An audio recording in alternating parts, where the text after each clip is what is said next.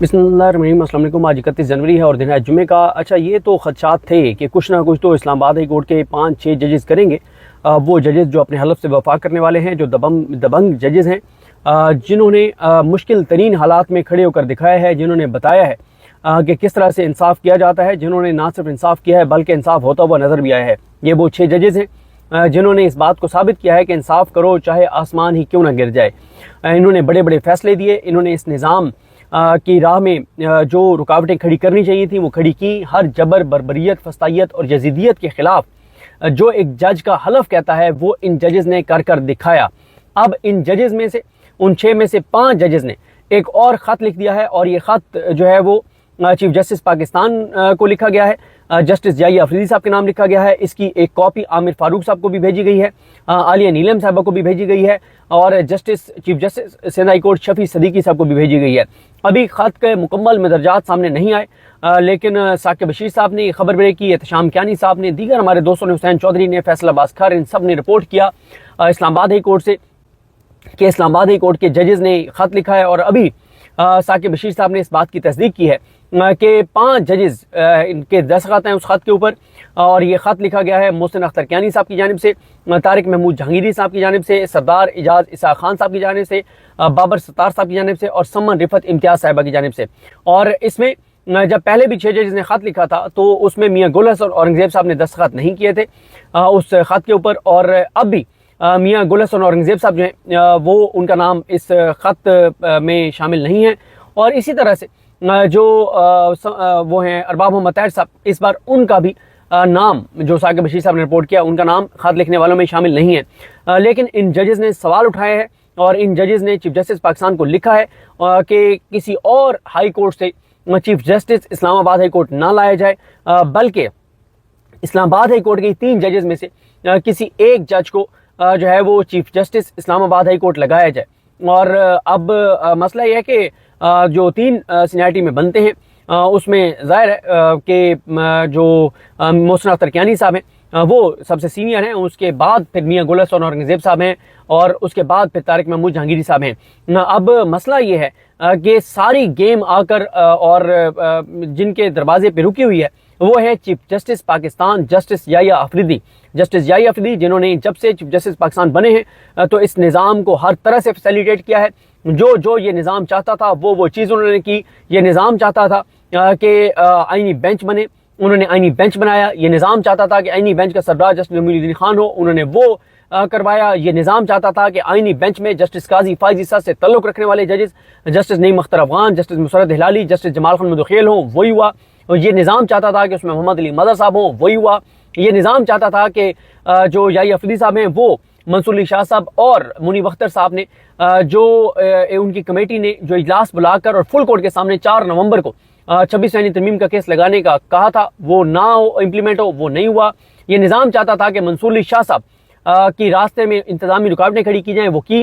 ये निज़ाम चाहता है कि वो जुडिशल कमीशन का वो फुल कोर्ट का इजलास ना बुलाएं, वो नहीं बुला रहे। ये निज़ाम चाहता था कि या अफरीदी साहब जो हैं वो 26 यानी तरमीम के खिलाफ खड़े ना हो, वो नहीं हुए। ये निज़ाम चाहता था कि वो सुप्रीम जुडिशल कौंसिल का इजलास बुलाकर और उसमें आमिर फारूक साहब के खिलाफ जो बड़ा स्ट्रॉन्ग इमरान खान का रेफरेंस है वो, और इमरान खान का जो चीफ इलेक्शन कमिश्नर और इलेक्शन कमीशन में इमरान के खिलाफ रेफरेंस है वो टेकअप ना करें, तो जाहिया अफरीदी साहब ने वो नहीं किया। ये निज़ाम चाहता था कि जो मखसूस नशिस्तों के केस की इम्प्लीमेंटेशन का मामला है वो जाहिया अफरीदी साहब टेकअप ना करें, तो उन्होंने नहीं किया। ये निज़ाम चाहता था कि वो तौहीन अदालत का जो केस है, जो ये जो इलेक्शन कमीशन के खिलाफ वो टेकअप ना करें, तो उन्होंने नहीं किया। ये निज़ाम ये चाहता था कि मंसूर अली शाह साहब, आयशा मलिक साहिबा, इरफान सादत खान साहब से केस वापस लेकर छीन कर आईनी बेंच को भेजा जाए, उन्होंने यही किया। ये निज़ाम ये चाहता था कि इस्लामाबाद हाई कोर्ट में इनाम अमीन मिन्हास और आजम खान जस्टिस बनकर, जज बनकर आए, वही हुआ। ये निज़ाम चाहता था कि सिंध हाई कोर्ट में 12 जज आए, वही हुआ। सिंध बलूचिस्तान हाई कोर्ट में जजेस आए। ये निज़ाम ये चाहता है कि 8 जज सुप्रीम कोर्ट में भर्ती हों, वो जो नून लीग के और पीपल्स पार्टी के हमायत याफ्ता हों, इनके वोटों से आए, वही कर रहे हैं जाहिया अफरीदी साहब। तो हर वो चीज़ जो ये निज़ाम चाहता है वो जाहिया अफरीदी साहब करते चले जा रहे हैं। लेकिन अब जाहिया अफरीदी साहब के लिए भी मुश्किलात बढ़ रही हैं। कल शाम में हमने आपको रिपोर्ट किया था कि इमरान खान साहब ने बड़ा दबंग, एक शानदार जानदार खत लिखा है, उसमें नाकाबिले तरदीद शवाहिद بتائے ہیں انہوں نے یحییٰ افریدی صاحب کو ایک آئینہ دکھایا ہے کہ آپ کی عدلیہ کا کیا گھناؤنا کردار ہے، آپ کی عدلیہ کیا کر رہی ہے انسانی حقوق کی پامالیوں میں. یہ ساری چیزیں عمران خان نے لکھی وہ خط، اور آج اسلام آباد ہائی کورٹ کے ان 5 معزز ججز کا خط چیف جسٹس پاکستان کے نام لکھا گیا ہے. اور آج ہی آپ کو پتا ہے کل بھی اعظم نذیر تارڑ ملے تھے چیف جسٹس پاکستان جسٹس یحییٰ افریدی صاحب کو، اور آج بھی چیف جسٹس پاکستان یحییٰ افریدی صاحب سے نون لیگ اور پیپلز پارٹی کے نمائندے اور نون لیگ اور پیپلز پارٹی کے لیے جو لوگ عدالتوں کو مینیج کرتے ہیں، اعظم نذیر تارڑ ہوں، فاروق نائک اور یہ سارے وہ، اور منصور عثمان عوان جو part time attorney general Pakistan ہیں، فل ٹائم سیاستدان مگر جونیئر سیاستدان ہیں، وہ یہ ملے ہیں. اور ابھی تک جب میں یہ ویڈیو ریکارڈ کر رہا ہوں تو یحییٰ افریدی صاحب کی جانب سے کوئی تفصیلات نہیں بتائی گئی، کوئی اعلامیہ نہیں آیا، کوئی انہوں نے بتایا نہیں ہے کہ جناب یہ کس چکر میں جو ہے یہ ملاقات ہوئی ہے، کوئی اس کی تفصیلات نہیں آئی.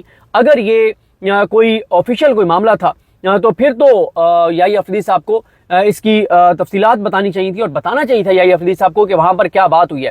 لیکن جب یحییٰ افریدی صاحب نہیں بتائیں گے تو پھر شکوک و شبہات جنم لیں گے، اور جب شکوک و شبہات جنم لیں گے تو اس سے جو پہلے ہی کریڈیبلٹی کوئی نہیں رہے گی چیف جسٹس پاکستان کی، اس کریڈیبلٹی کو مزید جو ہے وہ دھچکا لگے گا. اور دیکھیں قاضی فائز عیسیٰ، کیوں ہم آج ان کو جب یحییٰ افریدی صاحب کے ساتھ کمپیریزن کرتے ہیں تو ان کو ہم یحییٰ افریدی صاحب سے بہتر گردانتے ہیں، اس لیے کہ وہ کھل کے کام کرتے تھے، وہ ننگے ہو کے کرتے تھے، کہتے تھے کہ ہاں میں یہ کر رہا ہوں، ہاں میں کر رہا ہوں، جو میرا بگاڑ سکتے ہو بگاڑو، ہاں میں نے جاز الحسن سے کو مستعفی ہونے پر مجبور کروایا، ہاں میں نے مظاہر علی اکبر نقوی کو مستعفی ہونے پر مجبور کروایا، ہاں میں نے تحریک انصاف سے بلے کا نشان چھینا، ہاں میں نے لیبل پلینگ فیلڈ نہیں دی، ہاں میں نے نواز شریف کی تاحیات نااہلی ختم کی ہے، ہاں میں نے 8 فروری کے انتخابات میں بیوروکریسی سے آروز لگوائے ہیں، ہاں میں اسکندر عثمان راجہ کے ساتھ کھڑا ہوں، ہاں میں عدلیہ کو مزید ڈیوائڈ کر رہا ہوں، میں کمزور کر رہا ہوں، میں 26 آئینی ترمیم کروا رہا ہوں، میں جبری گمشدگیاں کروا رہا ہوں، میں پاکستان کو تباہ کروا رہا ہوں، میں پاکستان کو برباد کروا رہا ہوں، میں پاکستان کی بنیادیں کھوکھلی کر رہا ہوں، میرا جو بگاڑ سکتے ہو بگاڑو، میں کر رہا ہوں، ننگا ہو کر رہا ہوں، میرا کوئی کچھ بگاڑ سکتا ہے تو بگاڑ لے. وہ یہ کھلے عام کرتے تھے. لیکن یحییٰ افریدی صاحب خاموش رہ کے اور پس پردہ رہ کے یہ ساری چیزیں جو ہے وہ جو نون لیگ چاہ رہی ہے اور پیپلز پارٹی جو چیزیں چاہ رہی ہے وہ چیزیں ہو رہی ہیں. اور یہ بہت افسوسناک ہے پاکستان کی عدلیہ کے ساتھ جو اس وقت ہو رہا ہے، یہ پاکستان کی تاریخ میں پاکستان کی عدلیہ کے ساتھ نہیں ہوا جو یحییٰ افریدی صاحب کے دور میں ہو رہا ہے. انسانی حقوق کی پامالیاں جو قاضی فائز عیسیٰ کے دور میں شروع ہوئی تھی اور بہت زیادہ تھی، اس سے بھی 2 قدم آگے چلے گئے ہیں یحییٰ افریدی صاحب کے ٹائم میں. دیکھیں یحییٰ افریدی صاحب کے لیے بڑی مشکل صورتحال ہے. ایک کل عمران خان نے ان کو چوراہے میں لا کھڑا کیا ہے، پوری دنیا کے سامنے ان کو لا کھڑا کیا ہے، اور یحییٰ افریدی صاحب نے جس طرح کے اقدامات کیے ہیں اور اسی کی وجہ سے پاکستان کا GSP+ سٹیٹس جو ہے وہ خطرے میں پڑ گیا ہے. کل ایک یورپی یونین کے نمائندے نے ان سے ملاقات بھی کی ہے، کیونکہ انہوں نے یہ 26 آئینی ترمیم کے تحت وہ آئے ہیں اور انہوں نے 26 آئینی ترمیم کے خلاف کیس نہیں لگایا، 26 آئینی ترمیم کو چلنے دیا ہے.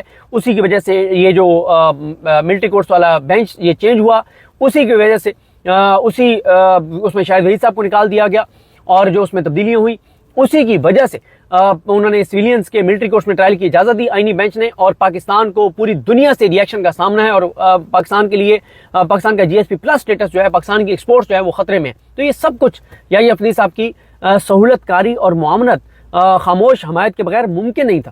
تو یہ بڑی ایک مشکل صورتحال اب یحییٰ افریدی صاحب کے لیے ہے.